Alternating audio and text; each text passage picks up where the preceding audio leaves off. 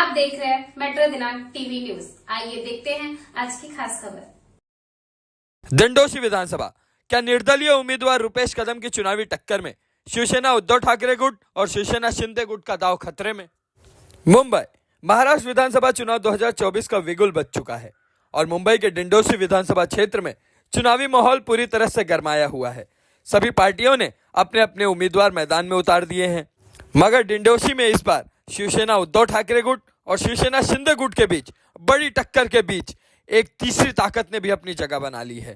खुद शिवसेना उद्धव ठाकरे गुट के वरिष्ठ युवा नेता रुपेश श्याम कदम ने पार्टी से बगावत करते हुए निर्दलीय चुनाव लड़ने का ऐलान कर दिया है और उन्होंने अपने ही पूर्व साथियों पर गंभीर आरोप लगाए हैं। दिंडोशी से निर्दलीय उम्मीदवार के रूप में चुनावी मैदान में उतरते हुए रुपेश कदम ने जनता से अपील की है की माय बाप जनता एकदा सेवेची संधी द्या, संधी सोन करून दाखवतो। यानी मेरी माँ बाप जनता, मुझे सेवा का एक मौका दीजिए, मैं आपकी उम्मीदों पर खड़ा उतरूंगा। उनके इस नारे ने जनता के बीच चर्चा का माहौल बना दिया है। अब सवाल उठता है कि आखिर शिवसेना उद्धव ठाकरे गुट के इस नेता की नाराजगी की वजह क्या है? रुपेश कदम ने आरोप लगाया है कि शिवसेना उद्धव ठाकरे गुट ने दिंडोशी के लिए एक बार फिर बाहरी नेताओं को टिकट देकर स्थानीय नेताओं की उपेक्षा की है। उन्होंने इस बात पर सवाल उठाया कि आखिर दिंडोशी जैसे क्षेत्र में पिछले 10 सालों से आमदार रहने वाले सुनील प्रभु क्षेत्र की असल समस्याओं का समाधान क्यों नहीं कर पाए। कदम के समर्थकों का कहना है कि कदम ने अपने निजी पैसों से क्षेत्र में कई विकास कार्य कराए, जैसे गली मोहल्लों में सड़कें बनवाना, गटर की साफ सफाई कराना, सामाजिक और सांस्कृतिक सभाओं का आयोजन करना, खेल प्रतियोगिताओं का आयोजन करना, बैठकों के लिए पेवर ब्लॉक बिठाना, शौचालय बनवाना, सोसाइटीज में कुर्सियां और बेंच वितरित करना और घर घर के लिए कचरे के डब्बे वितरण करना। कदम की नाराजगी केवल टिकट मिलने तक सीमित नहीं है। उन्होंने शिंदे गुट के उम्मीदवार संजय निरुपम और शिवसेना उद्धव बाला साहेब ठाकरे गुट के उम्मीदवार सुनील प्रभु दोनों पर निशाना साधते हुए उन्हें बाहरी कहा और तर्क दिया है कि इन नेताओं को दिंडोशी की समस्याओं की असल समझ नहीं है।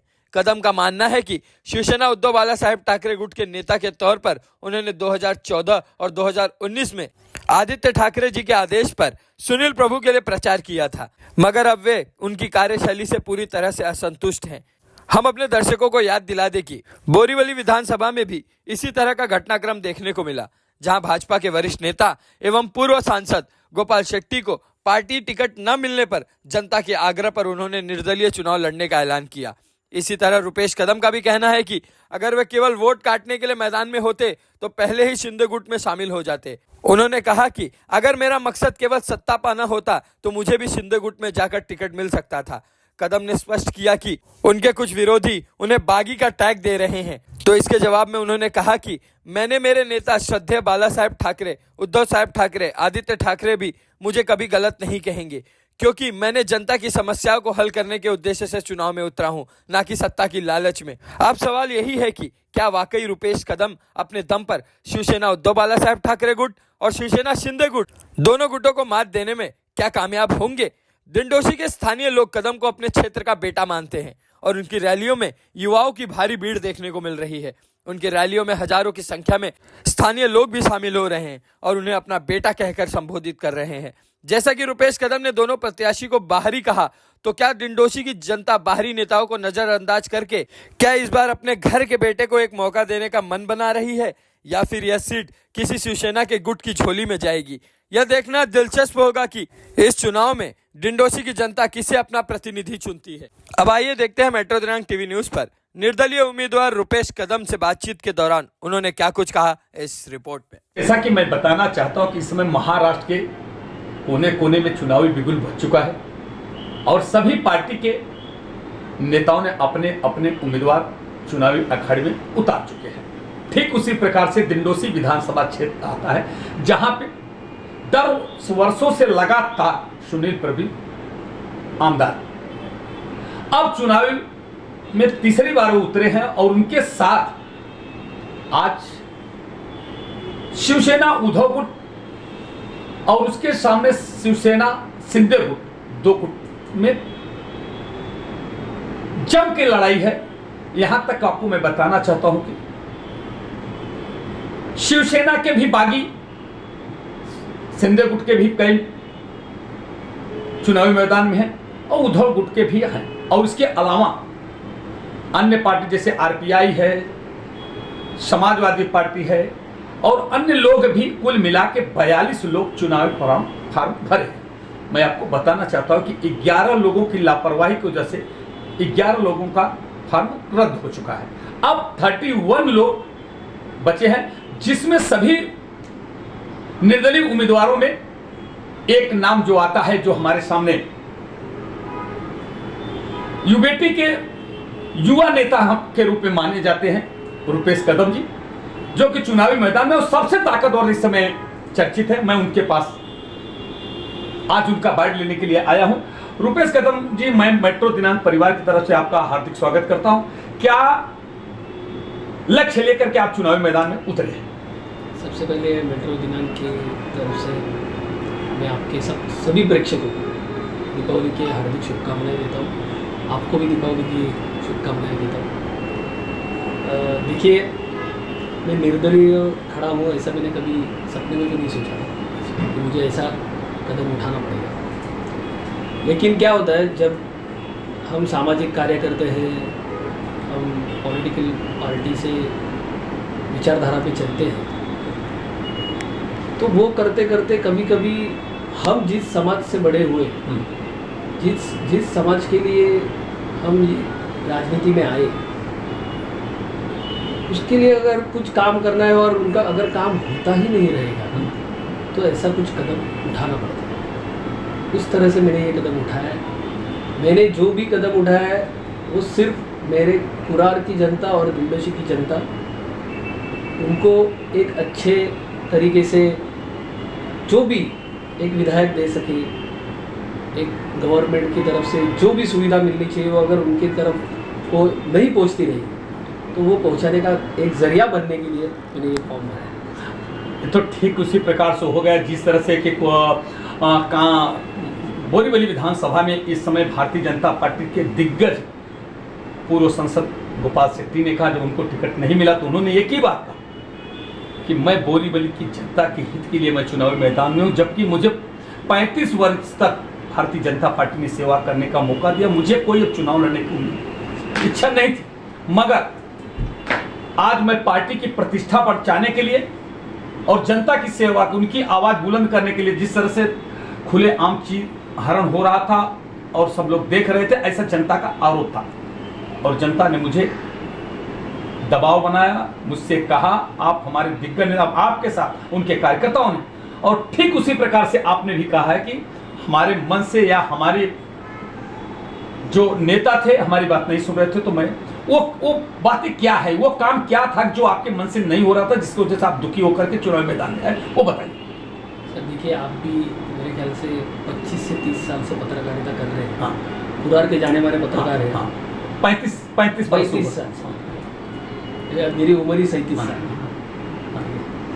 मेरे यही बोलना है कि आप बताइए, लास्ट 10 साल में दिंडोशी विधानसभा में एक बड़ा काम बता दीजिए। अगर आप बता देंगे तो मैं आपसे डिबेट के लिए तैयार हूँ। आप बता दीजिए। चलिए। सॉरी सर, मैं इस समय मैं तो यही कहूँगा कि विकास का काम जितना आपके मुंह से अच्छा लगेगा, अब हमारे हिसाब से तो मैं सबके पास जाता हूँ, सब अपनी अपनी बातें रखते हैं, मगर जो आपके निगाह में जो आपकी मांगे थी, जो आपके दिल में ऐसा हलचल मचा दिया और आपको पीड़ा हुई, वो चीज़ मुझे बताइए कि क्या नहीं हुआ और क्या होना चाहिए था। देखिए सर, मैं वही बात दोहरा रहा हूँ। मैं लास्ट 17 से 18 साल से मेरी मनपसंद पार्टी शिवसेना उद्धव बाळासाहेब ठाकरे पक्ष में कार्यरत था। युवा सेना का महाराष्ट्र का कार्यकारी सदस्य हूँ, कोर टीम मेंबर हूँ।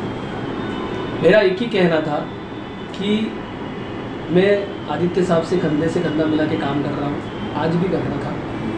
महाराष्ट्र में मैं 36 डिस्ट्रिक्ट्स में कम से कम 2 से 3 बार युवा सेना बढ़ाने के लिए जा चुका हूँ। गडचिरोली रहने दीजिए, नंदुरबार रहने दीजिए, लातूर रहने दीजिए, सोलापुर रहने दीजिए, सिंधुदुर्ग रहने दीजिए, नासिक रहने दीजिए, धुले रहने दीजिए, और जितने भी ज़िले हैं, अब महाराष्ट्र के ज़िले के किसी भी युवा सेना के पदाधिकारी को पूछ लीजिए कि रुपेश कदम जी ने आदित्य साहब के नेतृत्व में युवा सेना बढ़ाने के लिए किस तरह से काम किया। उसी तरह मैं पार्टी का कौन सा भी सेंट्रल इलेक्शन रहने दीजिए, महानगर पालिका कौन सी भी रहने दीजिए, सीनेट इलेक्शन रहने दीजिए, पदवीधर इलेक्शन रहने दीजिए, ग्रेजुएट इलेक्शन रहने दीजिए, हर इलेक्शन में मैं आगे बढ़कर एक जिम्मेदारी लेकर आज तक काम किया हूँ और उसके लिए मैं पार्टी के आभार भी मानता हूँ कि उन्होंने मुझे इस लायक समझा। लेकिन ये सब करते करते मैं जिधर मेरा घर है, जिधर मैं पला बड़ा, जिधर मेरा पूरा बचपन गया और जिस गली को सुधारने के लिए, जिस मोहल्ले को सुधारने के लिए, जिस एरिया को सुधारने के लिए मैं राजनीति में आया, अगर मुझे उनके लिए कुछ करने के जैसा कुछ काम ही नहीं बचता होगा तो मैं क्या करूँ। और उस तरह से मैंने 2017 में भी पार्टी से 38 वार्ड से टिकट मांगा था, लेकिन तभी ज्येष्ठ नगर सेवक भूम सिंह राठौड़ जी उनका प्रवेश लिया गया। जबकि आपको ये बात अच्छी तरह पता है कि कुरार शिवसेना का बाले किला था, मतलब हमारे मराठी में बाले किला। हाँ, सही। तो उस कुरार के इतिहास में पहली बार ऐसा हुआ कि किसी और नगर सेवक को हमारे पार्टी में लाके टिकट देने की नौबत आ गई, बल्कि वैसी नौबत थी नहीं। लेकिन ठीक है, वो टाइम की राजनीति कुछ अलग रहेगी। मेरी उम्र तभी 28 साल थी, फिर भी मैंने वो वार्ड में बहुत अच्छा काम किया था। अगर वो टिकट मुझे मिलती तो कुछ रिजल्ट अलग रहता। और मेरी चाची प्रियंका कदम ताई है, दशरथ कदम साहब है, मेरे बड़े भाई, बड़े चचेरे भाई प्रशांत कदम जी, उन्होंने जिस तरह से कुरार के लिए काम किया, उसी तरह मैं भी मेरा एक अलग रास्ता चुन के, मैं भी एक अलग वार्ड चुन के मेरा काम कर रहा था। लेकिन 2017 में मेरा वो टिकट कटा बीजेपी से। तभी भी हमको ऑफर थी, लेकिन मैं चाहता नहीं था, क्योंकि वो टाइम 25 साल में पहली बार युति टूटी थी और शिवसेना बीजेपी अलग लड़ रही थी। तो मैंने उस समय आदित्य साहब का साथ देना सोचा। उसके बाद मैं महाराष्ट्र के कोर टीम में गया। मैंने अच्छी तरह से युवा सेना बढ़ाने के लिए काम किया, मैं काम करता रहा। लेकिन जब 2014 में सुनील प्रभु जी यहाँ पे इलेक्शन में खड़े हुए थे, तभी आदित्य साहब ने मुझसे मेयर बंगलों पे बुला के मुझे कहा गया था कि रुपेश, सुनील प्रभु जी चुन के आनी चाहिए, तेरी जिम्मेदारी है, पूरा कैंपेनिंग तू देखेगा। मेरे वरिष्ठ नेता थे, उनका आदेश, क्योंकि मातोश्री पे आदेश काम चलता है, उनका आदेश मैंने आज से 10 साल पहले माना और सुनील प्रभु जी के लिए जी जान लगा के काम किया। अब सुनील प्रभु जी मेरे आदर स्थान पे है, मेरे पिताजी के रूप में मैं भी उनके पास देखता हूँ। लेकिन उनका काम करने का तरीका और मेरा काम करने का तरीका अलग है। ये एक सिर्फ वैचारिक मतभेद है, पर्सनली मेरा उनसे कुछ नहीं है। तो उनका काम करने का तरीका मुझे पसंद नहीं आया। 2014 में काम करने के बाद चलो ठीक है, 5 साल में कुछ काम होता रहेगा। हमने सोचा चलो पहली बार बने, 5 साल में हर एक काम होता है, ऐसा नहीं होता। उसके बाद वापस 5 साल उनको जिम्मेदारी मिली। फिर भी आप मुझे बताइए, कुरार के रास्ते, कुरार के नाला ड्रेनेज, गटर, आज भी एसआरए का 2002 का एग्रीमेंट रहने वाले बिल्डर है। मैं बिल्डर की गलती नहीं बोलता हूँ इसमें, लेकिन इसका जरिया, इसका पालक कौन है, मतलब इसका पेरेंट्स कौन है? ये सब सॉल्यूशन किसने निकालने चाहिए? आमदार, खासदार, उधर का जो भी लोक प्रतिनिधि थे उसने निकालना चाहिए। आप 2002 का एग्रीमेंट रहने वाले एसआरए के कितने ऐसे टेनेंट है जिनका आज तक घर भी नहीं टूटा और उनको अच्छे घर में, बिल्डिंग में नहीं जा पाए? ऐसे कितनी एसआरए की स्कीम है? उसके बाद आप एक डीपी अगर प्रभु साहब ने ओपन किया रहेगा उनके कारकिर्द में, तो आप बता देना, उनके कारकिर्द में, उनके लिए मल्लिका होटल वाला डीपी वो बिल्डर की वजह से बना, ये आपको भी पता है। मैं देखिए, मैं प्रभु जी मेरे आदर स्थान पे है, लेकिन मैं राजनीति में लोगों का काम करने आया हूँ। मैं आपसे अगर रिलेशन जोड़ता रहूँगा, आपको मैं टाइम दे सकता हूँ कि आप पत्रकारिता कर रहे हो, लोगों का काम दिखा रहे हो। आप एक बार गलती करो, 2 बार गलती करो, 3 बार गलती करो, इंसान की 3 गलती माफ़ होनी चाहिए, लेकिन चौथी गलती अगर वो करता है तो उसको रास्ता दिखाना चाहिए, उनको आईना दिखाना चाहिए। वही मैं दिखाने का काम कर रहा हूँ। उसके बाद आज इतने बड़े बड़े नाले हैं, कौन से नाले का वाइंडिंग हो गया आप मुझे बताइए? कौन सा नाला अच्छी तरह से बनाया गया? आज भी लोगों के घर में पानी जा रहा है। आज लोगों के घर में कंप्यूटर, लैपटॉप आ गया। आज हम बोल रहे हैं हम डिजिटल युग में जा रहे हैं, मोदी जी के बोलने पे, बराबर है ना?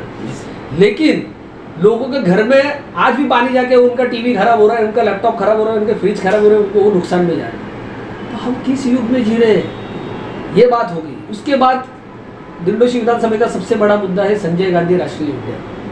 आप मुझे बताइए, 7,500 की पावती, मतलब रिसिप्ट भर के आज कितने बेचारे घर वाले, वो टाइम का 7,500, बराबर है, उसका आज कीमत लाखों में रहेगा। हाँ। उन्होंने भरा है, कितने जन को बेचारों का घर से निकल गए। घर मिला उनको, ऐसे कितने जन हैं। चांदीली में एक ही बार शिफ्टिंग हुआ, उसके बाद कौन सा शिफ्टिंग हुआ आज तक? मैं तो बचपन से देखते आ रहा हूँ। मेरा जिधर खुद का घर है उसके पीछे ही पूरा संजय गांधी राष्ट्रीय उद्यान है। पर आज भी लोग, उन्हीं लोगों को, बेचारे गरीब लोगों को उधर फॉरेस्ट में रहना पड़ रहा है। आज बेचारे कैसे कैसे रह रहे हैं, उनको आज भी मलेरिया हो, डेंगू हो, आज भी बीमार गिरते हैं क्योंकि आजू बाजू में सफाई नहीं रहती। आज भी मिट्टी के घरों में रहते हैं, पतरे के घरों में रहते हैं। आप सोचिए हम किधर जा रहे हैं, देश किधर जा रहा है। और मेरी दिंडोशी की पब्लिक आज भी सादे पानी के लिए आज भी मर रही है। आज भी लोगों को सर पे हंडा लेके पानी भरना पड़ रहा है, सर पे कलसी लेके पानी भरना पड़ रहा है। आज भी फॉरेस्ट में लाइट बिल हम जो अच्छे घरों में रहते हैं उनसे 3 गुना ज़्यादा उनको बेचारे लोग को भरना पड़ रहा है। वो भी आदमी है। मुझे एक ही समझ में आता है, डॉक्टर बाबा साहेब आम्बेडकर जी ने जब संविधान बनाया तभी हर लोगों को उनकी सुविधा मिलनी चाहिए। इस तरह से देश की राजनीति चलनी चाहिए। आप मुझे बताइए, वो लोग इस धरती पे उन्होंने अगर जन्म लिया, हमारे देश के नागरिक है, तो उनको सुविधा देना किसका काम है? और इसीलिए तो मैं राजनीति में आया ना। मैं सामाजिक काम क्यों कर रहा हूँ? लोगों के लिए करने आया हूँ ना। अगर वही नहीं होता रहेगा, आज मुझे एक बात बताइए, अप्पापाड़ा से अगर आपकी एक 4 व्हीलर निकलती है तो हाईवे आने तक कितना टाइम लगता है? आप मुझे बात बताइए, 2-2.5 घंटे में मैं पुणे में पहुंच जाऊंगा। मुंबई पुणे 2 घंटे में पहुंच जाएंगे, लेकिन अप्पापाड़ा से आप हाईवे तक नहीं पहुंच पाते। ये हमारी दुर्दशा है। ठीक है, वो नैरो रोड है, वो खोल सकते थे, डीपी खोल सकते थे, लोगों को समझा सकते थे, लोगों से बातचीत करके जो डीपी ओपन होने के बाकी है वो खोल सकते थे। ऐसे कितने, मेरे ख्याल से 6 से 7 डीपी रोड है, 7-8 है। हाँ, वो आज भी खुल सकते हैं। मैं आपको चैलेंज देके बोलता हूँ सर, चुन के तो मैं ही आऊँगा। लोगों को संजय निरुपम भी नहीं चाहिए। संजय निरुपम का कैरेक्टर क्या है, उनकी कारकिर्द क्या है, ये सब लोगों को पता है। देश के विरोध में उन्होंने कैसे आवाज़ उठाई है, क्या क्या गलत स्टेटमेंट दिए, वो सब पता है। मेरा एक ही बोलना है, संजय निरुपम भी लोकल नहीं है और सुनील प्रभु जी भी अभी लोकल नहीं है। जो लोकल है वही जनता की आवाज़ उठाएगा और विधानसभा में जाएगा और जनता के प्रश्न छुड़ाएगा। और मैं आपको चैलेंज देके बोलता हूँ, जो काम ये इन्होंने 10 साल या 15 साल में नहीं किए, मैं 2.5 से 3 साल में करके दिखाऊंगा। अगर नहीं करके दिखाया, मैं मेरे आमदार पद का राजीनामा दे दूँगा। सर, जैसा कि मुझे जानकारी है, जैसा कि मैंने सुनील प्रभु साहब का इंटरव्यू लिया था, उन्होंने कहा मैंने बहुत विकास का काम किया है। मैंने डायलिसिस सेंटर खोला, मैंने जो अप्पापाड़ा में जो हॉस्पिटल खुली मेरी देन है, और जो गार्डन जो बनाए गए हैं, जो प्ले ग्राउंड जो है, वो सब सुनील प्रभु का देन है। मैं जिस तरह से कि आपने बोला सीवरेज लाइन हुआ, रोड हुआ, जिस तरह से मैं इसका समर्थन तो मैं भी करता हूँ कि करना चाहिए, नहीं हुआ है। तो क्या मैं आप चुनाव जीत के आने के बाद अगर सेवा करने का आपको मौका मिला तो क्या जो बकाए आपके निगाह में, जैसे कि अभी सीवरेज लाइन है, रोड है, हॉस्पिटल है, प्ले ग्राउंड है, और क्या ये कितने दिन में पूरा करेंगे? सर, मुझे एक बात अभी करते मेरी रही है। आपको पता है दिंडोशी में सबसे ज़्यादा इस बार युवा वोट करने वाले, सिर्फ 2 ग्राउंड है, एक बुआ सावी और प्रज्ञा मैदान। अभी दिंडोशी वहाँ पे मीनाताई ठाकरे गार्डन बना है, लेकिन उधर बड़े खेल खेले नहीं जाते। उसके अलावा ये 3 ग्राउंड छोड़ने का तो बड़ा ग्राउंड बताइए जहाँ हमारे युवा खेल सकते हैं। देखिए, पढ़ाई के मामले में आज भी जो भी स्कूल है उनका उतना ग्रेड नहीं है कि जिस हिसाब से हमारे जो भी युवा है और आगे जो युवा आ रहे हैं उनको उस तरह से शिक्षा मिले, ऐसा दिंडोशी में स्कूल नहीं है आज तक। लोगों को बाहर जाना पड़ रहा है, व्हीलचेयर पे जाना पड़ रहा है, गोकुलधाम में जाना पड़ रहा है। वो स्कूल बनाने के लिए क्यों नहीं प्रयास किया गया, क्यों नहीं किया गया? और दूसरी बात, ग्राउंड रिजर्वेशन कितना है, वो रिजर्वेशन लाने के लिए जब 2034 का प्लान बना तो तभी ग्राउंड रिजर्वेशन जो भी आया रहेगा या किस तरह से बनने वाला था, उसके लिए क्यों ध्यान नहीं दिया गया? आज हमारे युवाओं में स्पोर्ट्स, मेरे जितना स्पोर्ट्स टूर्नामेंट आप किसी भी पार्टी ने लिया रहेगा तो आप मुझे बता देना। मैं क्रिकेट में आज भी लोगों को प्रोत्साहन देता हूँ, मैं कबड्डी में प्रोत्साहन देता हूँ, मैं और किसी जो भी मैदानी खेल है, फुटबॉल है, जो भी मैदानी खेल है, वो मैं फ्री एंट्री करके आज गए 11 से 12 साल तक मैं आयोजन करके लोगों को प्लेटफॉर्म उपलब्ध करके दे रहा हूँ, फ्री एंट्री, पूरा खर्चा मैं करता हूँ। उसके बावजूद मैंने आज तक अपने खुद के खर्चे से सभा मंडप बनाए हैं, शौचालय बनाए हैं, स्पीड ब्रेकर बना के दिए हैं, ड्रेनेज लाइन बना के दिए, लोगों की गलियां बना के दिए। क्यों? और आपको तो फंड दिए होंगे, सुनील प्रभु द्वारा मिला होगा, नगर सेवक द्वारा, किसे फंड से फंड होगा? ये मेरे खुद के खर्चे से मैंने किए। आप चाहिए तो जिधर जिधर मेरा काम है मैं आपको लोकेशन देता हूँ, आप उधर लोगों के जहाँ से जाके पूछ लीजिए कि ये काम किसने किया और ये करने की ज़रूरत क्यों पड़ी। मेरे आमदार थे, मेरे सब थे, तो भी ये करने की ज़रूरत मुझे पड़ी। और मुझे एक बात बताइए, सुनील प्रभु साहब ने शौचालय की टाइल्स चेंज करने के अलावा जो भी शौचालय थे उनकी सिर्फ टाइल्स चेंज की गई। कोई एक दो शौचालय रहेंगे जो पूरे गिरा के बनाए गए, बाकी तो फंड पूरा खाया ही गया। अभी देखिए, अगर आगे भी चुनावी दौर चलेगा, बहुत बड़े बड़े डिबेट होगी, बहुत बड़ी बड़ी चर्चा होगी, उसमें सब खुलासे करूंगा कि फंड किधर यूज़ हुआ, कैसे यूज़ हुआ, किधर फंड सिर्फ दिखाया गया, सब है। मैं आज तक क्यों शांत था? क्योंकि मैं मेरे पार्टी का एक कार्यकर्ता हूँ, ईमानदारी से मेरे आदित्य साहब के लिए भी काम कर रहा हूँ। तो ये मैं मान के चलूँ कि जिस तरह से आपका पार्टी का नाम खराब हो रहा था, जिस तरह से आप आज भी चुनाव के जो लड़ रहे हैं, जो पार्टी के भला के लिए लड़ रहे हैं, 100% पार्टी के भलाई के लिए और मेरे कुरार की जनता के लिए लड़ रहा हूँ। देखिए, मैं वापस बोल रहा हूँ, 2 ही उम्मीदवार हैं जो अच्छे पार्टी से खड़े, तो सुनील प्रभु जी, दूसरे संजय निरुपम जी। संजय निरुपम जी को तो कुरार की जनता 100% वोट नहीं करेगी। मुकाबला होगा तो सुनील प्रभु जी और मेरे बीच में होगा, आप आगे जाके देख लीजिए। और युवा, महिला और जो भी यहाँ के सब मतदार हैं वो मेरे पीछे डट के खड़े हैं। इवन मेरे पार्टी के भी पदाधिकारी मेरे पीछे डट के खड़े, क्योंकि उनको भी पता है कि रुपेश कदम ने आज तक खुद के जेब से पैसा डाल के लोगों का काम किया है। कभी मैं किसी बिल्डर की दलाली नहीं की आज तक, मैं किसी SRA प्रोजेक्ट में नहीं गया, मैंने कभी आज तक ब्लैकमेलिंग नहीं की, मैंने कभी किसी कॉन्ट्रैक्टर से खंडनी नहीं वसूली। आप BMC के किसी भी अधिकारी को पूछ लेना कि रुपेश कदम जी ने आपको किसी काम के लिए दबाव डाला या किसी काम के लिए आपको ब्लैकमेल किया, आप किसी भी अधिकारी को पूछ लीजिए। इतना सब वाइट इमेज रख के अगर मैं काम कर रहा हूँ तो मैं किसके लिए कर रहा हूँ? और अगर इतना पैसा मैं राजनीति में लोगों के लिए खर्चा कर रहा हूँ, आज किसी का हॉस्पिटल का काम होगा, आज किसी को हॉस्पिटल के खर्चे के लिए पैसा चाहिए रहेगा, आज किसी को अगर खेल कूद के लिए किधर पैसे कम पड़ गए तो मैं मदद करता हूँ। ये क्यों करता हूँ? मुझे भी इस समाज में अगर मैं कुछ काम करने आया हूँ तो समाज को मेरा कुछ तो देना लगता है, उस हिसाब से मैं कर रहा हूँ। अगर मुझे ये सब नहीं करना था तो मैं एक बिजनेस खोल के, मेरा जैसे बिजनेस से पैसा आ रहा है वो बिजनेस और बढ़ा देता और उसमें ही काम करता। मैं क्यों आया था राजनीति में? मुझे मेरा कुरार एक मेरे विजन से अलग करके दिखाना है। मेरे लोगों को जो तकलीफें हो रही है, वाटर, गटर, मीटर, आज भी मैं वही वापस दोहराता हूँ, आज भी ड्रेनेज लाइन भर जाती है, गटर पूरी तरह से साफ नहीं होते, कचरा उठाया नहीं जाता। आज भी भले SRA बिल्डिंग बना है लेकिन उसके नीचे का जो परिसर है वो आज भी गंदा है। और मेरा यही बोलना था कि हम लोग ने 10 साल शांत रह के देख लिया, चलो बाबा काम होता रहेगा, काम होता रहेगा। मगर सर आप जब युवा के पदाधिकारी थे, एक प्रकार से युद्ध का जनरेशन चल रहा है और आपके सेनापति जो प्रमुख आदित्य ठाकरे, ये बातें वहाँ तक आपने पहुँचाने का काम किया क्या? या सुनील प्रभु साहब से आपने ये शिकायत किया क्या कि ये फला काम नहीं, बड़ा हॉस्पिटल नहीं बन रहा है, बड़ा ये नहीं, ये कभी आपने चर्चा किया था? एक बार क्या हुआ, 2014 में जब भी प्रभु साहब जीत के आए, आप रिकॉर्ड निकाल के देख लीजिए। मेरा आज भी PWD में सार्वजनिक बांधकाम विभाग में मेरा एक लेटर है। अच्छा। मैंने पहली बार समुद्र होटल का आपको रास्ता बताया। अच्छा।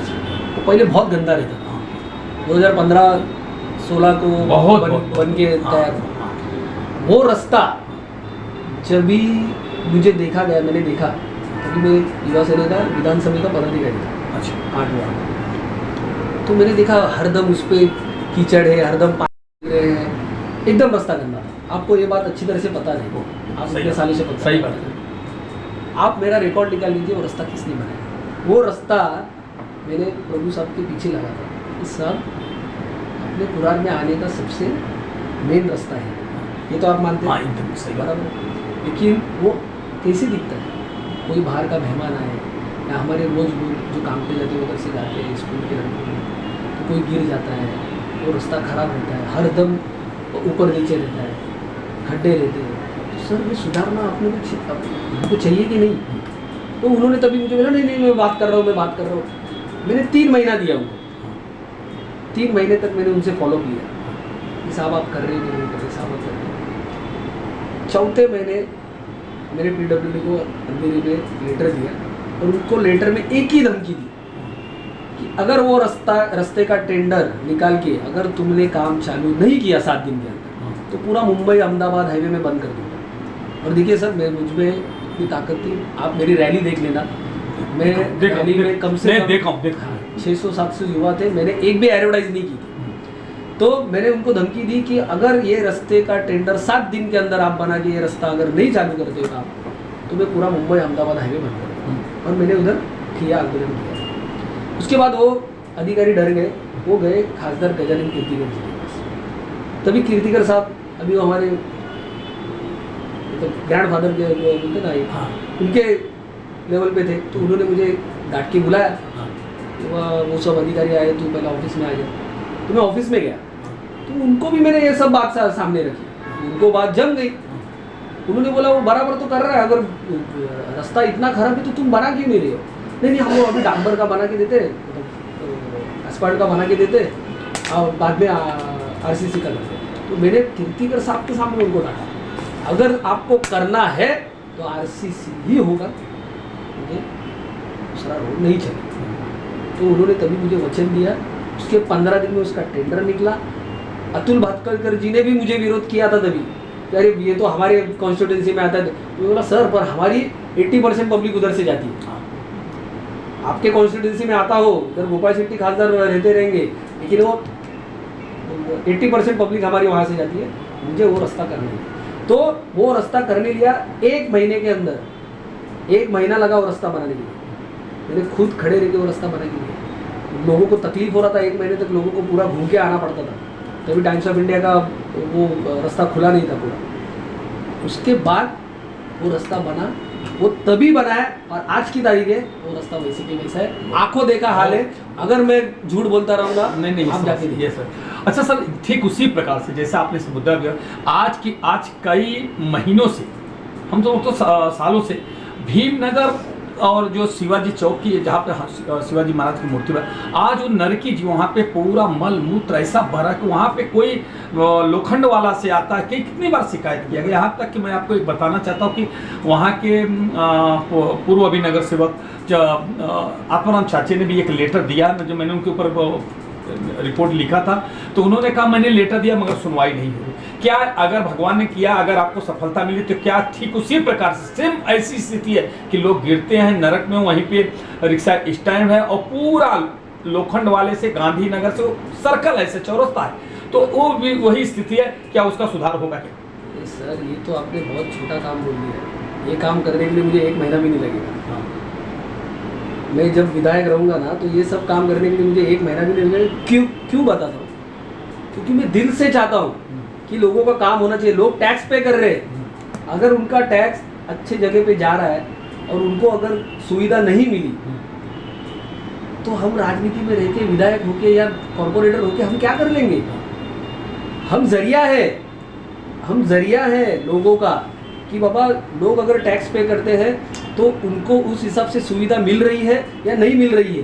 अगर नहीं मिल रही है तो उन अधिकारी को डांट के या उनसे पूरा फॉलोअप लेके उनको एक अच्छा सा पत्र व्यवहार करके पूरा प्रशासकीय प्रॉपर काम करके वो काम करके रहना चाहिए। ये तो आपने छोटा काम बोल दिया। मैं आपको चैलेंज के साथ बोलता हूँ, कुरार का विकास क्या होता है ये मैं 2.5 साल में दिखा दूंगा विधायक बनने के बाद। अगर मैंने जो भी DP ओपन करने वो अगर 3-4 साल में नहीं कर सका ना तो मैं खुद विधायक पद का राजीनामा दे दूंगा। आधे में विधायक की छोड़ने की मेरी तैयारी है, क्योंकि मैं वापिस आपको बोलता हूँ सर, अगर मैं खुद के खर्चे से लोगों का सब काम कर सकता हूँ तो मैं विधायक होके लोगों का फंड लोगों में खर्चा करके क्यों नहीं काम करूंगा। और दूसरा देख, मेरा एक साल जानते 100 वर्ष पुराना बाघेश्वरी माता मंदिर है, उस पे आज हर मंदिर जो ऊपर जाते हैं वहाँ पे पक्का रोड हो जाता है, मगर ये वन विभाग का आड़ा देख करके आज वहाँ पे लोग गटर बहता रहता है, मलमूत्र बहता रहता है, उसमें से पूरे भक्त आते जाते पैदल जाते, स्थिति बहुत कम। यहाँ तक कि कई आमदार हुए, कई खासदार हुए, हर पार्टी के हुए। ऐसा राजन सिंह भी हुए, सुनील प्रभु भी हुए, मगर आज तक उसका सुधार नहीं। मगर पिछले दिनों सुनील प्रभु साहब ने कहा कि मैंने वो वन विभाग से बात करके मैंने मट्टी डलवाया। अब वहीं पे ये बोलते हैं कि अब वैभव हरटकर कि मैं अब हमारे पत्नी के फंड से वो जो नाली और ये सब करने का काम मैंने किया है। अब इसमें नोक-झोंक चल रहा है मेरे ही चैनल पे, वो बोलते हैं मैंने किया, वो मैंने किया। उन्होंने अभी इस पे ये बात हो गई है कि जिसने किया हो तो वो फंड का कॉपी बताए कि मैं कहाँ किसने किया। अच्छा, अभी भी स्थिति ऐसी भी है कि वो मट्टी डाली गई है और आने वाले समय टेम्पोररी केवल किया गया। तो आने वाले समय में भगवान न करे इस तरह कि अगर आपको सफलता मिलती है तो क्या वो जो 100 वर्ष से पुराना मंदिर है, आप बताइए, उससे बड़ा 100 वर्ष से आज भी पवित्र महाराज जी बोलते बोलते आंख भावुक हो गए और रो दिए कि आज मैं यहाँ पे मेरे भक्त जो बाहर से इंडिया के कोने से आते हैं वहाँ पे बागेश्वरी माता मंदिर का, मगर ऐसे क्या वो आपके शासनकाल में उसका उद्धार होगा क्या? सर, आपने अभी बोलते बोलते एक बात बोली। हाँ, उस बागेश्वरी माता मंदिर के पुजारी हाँ, बोलते बोलते रोने लगे। हाँ, अगर एक पुजारी की ऐसी हालत है तो सोचिए लोगों की क्या हालत है। हाँ, अब मेरा यही बोलना है, हाँ,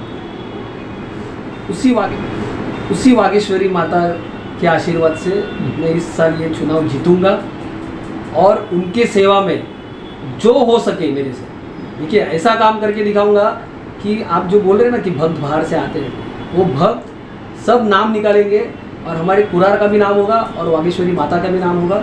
मैं ये पूरा मेरे दिलो जान से आपको कहता हूँ कि ये तो आप जो भी काम बोल रहे हैं ये हर एक मेरे नज़र में है, क्योंकि वो वागेश्वरी माता मंदिर मेरे घर से कम 5 मिनट की दूरी पे, मैं भी बचपन में चलते चलते उधर जाता था। और मेरा यही बोलना है, संजय निरुपम हो या सुनील प्रभु जी हो, ये दोनों भी लोकल नहीं है, इनको यहाँ की समस्या के बारे में पता नहीं है। आपका अगर लोकल आमदार होगा तो वो आपकी हर समस्या का निवारण करेगा, यही मेरा कहना है। कदम साहब, जैसा कि जैसा कि विपक्ष हमला कर रहा है कि ये शिंदे गुट ने के जो हाई कमान के नेता हैं उन्होंने रुपेश को एक प्रकार से अपने आकर्षित कर लिया। उसमें उन्होंने उनको 2 अपील रखे, एक तो आपको एमएलसी दिया जाएगा और नहीं तो आपको मनोनीत नगर सेवक बनाया जाएगा, चुनाव सुनील प्रभु को हराएंगे तो, ऐसा सुपारी दी गई है। ये कहाँ तक सहमत है? अभी सर एक मुझे बात बताइए, शिंदे ग्रुप तैयार होकर मेरे ख्याल से 2 साल हो रहे हैं। हाँ जी सर। उसके पहले तो शिंदे ग्रुप ऐसा ग्रुप सब एक ही थे। नहीं, मैं ये जो सब खर्चा कर रहा हूँ, हाँ, और मैं ये जो सब काम कर रहा हूँ, अब रिकॉर्ड निकाल के देख लीजिए, कुरान की जनता उतनी होशियार है। मैं लास्ट 12 से 13 साल से कर रहा हूँ, 17 साल से ये तो यूथ और बेसिक भी आपके जो पक्ष में है और जो विपक्ष में है वो भी, मैंने भी बोलता कि यूबीटी के जो बेसिक के हैं वैसे बड़े बड़े नेता भी आपके इसके बारे में बोल रहे कि वो बहुत पैसा खर्चा किया, बहुत इसके लिए, तो मैं भी मानता हूँ। बराबर है सर जी। मेरे पास कौन सा भी विधायक पद नहीं था, लोक प्रतिनिधि नहीं था, फिर भी मैं कर रहा था। तो ठीक है, आपने एक सवाल क्या पूछा कि शिंदे गुट की तरफ से अभी वो आए, अभी 2-2.5 साल पहले। मेरा राजनीति उससे पहले से है। वो मुझे कौन होते हैं ऑफर देने वाले? मैं आज भी बोलता हूँ, मैं जो काम कर रहा था, मेरी पार्टी का एक पदाधिकारी था, मेरे लोगों के लिए मैं वापस वही बात दोहराता हूँ, मुझे इस कुरार के लिए कुछ करना था, इस हिसाब से मैं काम कर रहा था। देखिए, हर एक की एक लिमिटेशन रहती है। मेरा भी घर है, मेरे भी बाल बच्चे हैं, मैं हर पैसा उठा के तो नहीं डाल सकता ना। हाँ, पर मैंने एक तय करके रखा था, मेरा अगर 100 रुपया है तो उसमें से 50 से 60 रुपये में पब्लिक के लिए जितना अच्छा कर सकूँ मैंने किया। और रहा शिंदे गुट का जो ऑफर और एमएलसी का, और आप जब ये सब बोल रहे हैं, हाँ, ये मुझे बहुत जन ने पूछा कि आपको बड़ी पोस्ट दी जाएगी, तो मेरा यही बोलना है, वो कौन होते हैं मुझे देने वाले? वो कौन होते हैं? जिस तरह से मैं आपसे नोक-झोंक करना चाहता हूँ कि जैसा कि आप जानते हो कि संजय निरुपम ने पद के लिए वहां से जब उनको टिकट नहीं मिला तो छोड़ करके शिंदे गुट में गए, और भी अभी संजय निरुपम को यहाँ टिकट पाने के बाद कई नेता, भारतीय जनता पार्टी के नेता में उथल पुथल मच गई कि मुझे टिकट नहीं मिला, मैं नोटा पे वोट दूंगा, इस तरह से अभी भी उतर। तो पद के लिए तो सभी करते, तो आपको अगर राष्ट्रीय प्रवक्ता आएगा तो बिल्कुल राष्ट्रीय प्रवक्ता में रखा जाएगा, नहीं तो उनको मनोनीत नगर सेवक बनाया जाएगा अगर उसमें, मगर वो जो मांगेंगे वो देगा, क्योंकि आपका जो काम करने का तरीका है और जिस तरह से आपका संगठन में मजबूती लाने का, इसलिए आपको आपको देख करके नहीं दिया जाए। इस पे कितने सहमत है? एक ही आंसर देके आपके पूरे सवाल का जवाब दे देता हूँ। आप मुझे एक ही बात बताइए, हाँ। अगर मुझे ये सब करना रहता, वापस बोल रहा हूँ, 2.25 साल पहले या 2.5 साल पहले इसकी पार्टी बनी, वो सीएम थे। मुझे एक बात बताइए, मैं 1 साल के अंदर प्रवेश करके वहाँ जा नहीं सकता था और ये सब हासिल नहीं कर सकता था? मुझे किसने रोका था? मुझे किसने रोका था? सुनील प्रभु जी के साथ मेरा जो वैचारिक मतभेद है वो आज का थोड़ी है, एक दिन में थोड़ी हुआ है, 1 महीने में थोड़ी हुआ है। जी सर। ये आज में 10 साल में जो उनको हम लोग ने चांस दिया, उन्होंने काम नहीं किया, उस हिसाब से हुआ है। अगर मुझे ये सब ऑफर थी तो आपको क्या लगता है ये 2 साल पहले जब भी शिंदे गुट बना तभी मुझे ऑफर नहीं थी?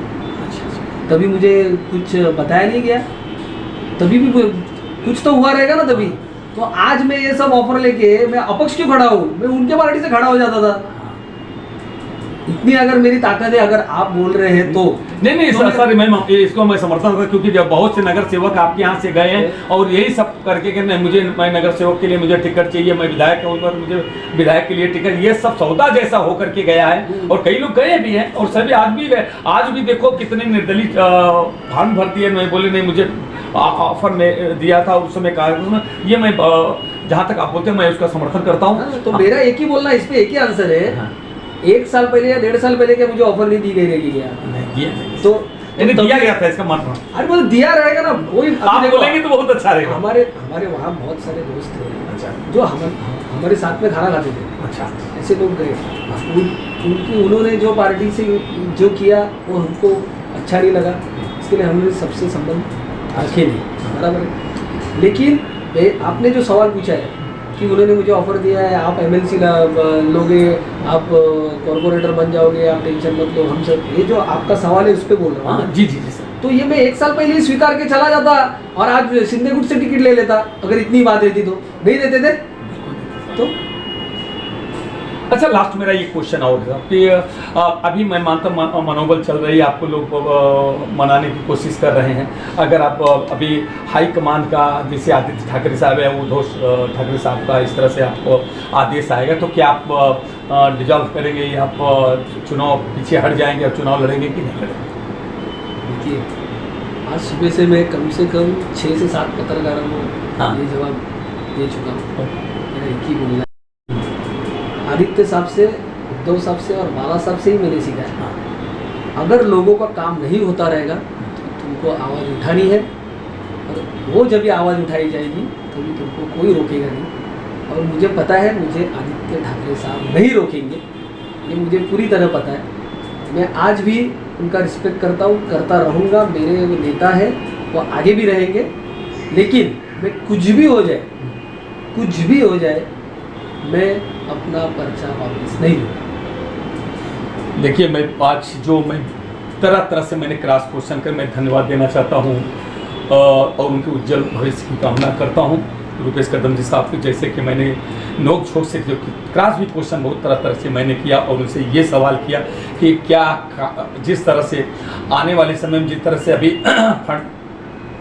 देवेंद्र फडणवीस जी गोपाल शेट्टी के ऊपर दबाव डाल रहे थे कि नहीं आप पर्चा वापस, मगर उन्होंने एक ही बोला कि मैं जनता की हित के लिए, मुझे कुछ भी हो, भारतीय जनता पार्टी ने कहा था कदम कभी आगे बढ़ाना चाहिए, पीछे नहीं, मगर मैं जनता के और पार्टी की भलाई के लिए मैं कदम आगे बढ़ा रहा हूँ, मैं पीछे नहीं। ठीक उसी प्रकार से मुझे समझ में आ रहा है कि ये कहते हैं ना कि एक कहावत है कि सत सैया के जो हरे जो नावे के देर देखत में छोटे लगे घाव करे गंभीर। उनके मन में जो ज्वलंत मुद्दे को लेकर के उनके प्रति जो आक्रोश भरा है और उनकी जो उत्कंठा है, जिस तरह के उनके मन में इतना काम की इच्छा है कि मैं आऊँगा, जो सीवरेज लाइन नहीं हुआ, जो स्कूल नहीं हुए, जो कॉलेज नहीं हुए, बड़े बड़े जो हॉस्पिटल नहीं हुए, छोटे छोटे हॉस्पिटल सिमट के रह गए। आज अगर किसी को बड़े हॉस्पिटल में अगर जाने को होता तो शताब्दी जाना पड़ता, भगवती हॉस्पिटल जा, नहीं तो हिंदू हृदय सम्राट बाला साहब ठाकरे को वहाँ जाना पड़ता। यहाँ पे एक भी हॉस्पिटल नहीं है, खेलने का बहुत बड़ा ग्राउंड नहीं है। जो ग्राउंड बना है वो भवन सिंह राठौर ने उसका शुरुआत किया था, मगर जैसा कि सर ने आरोप लगाया है कि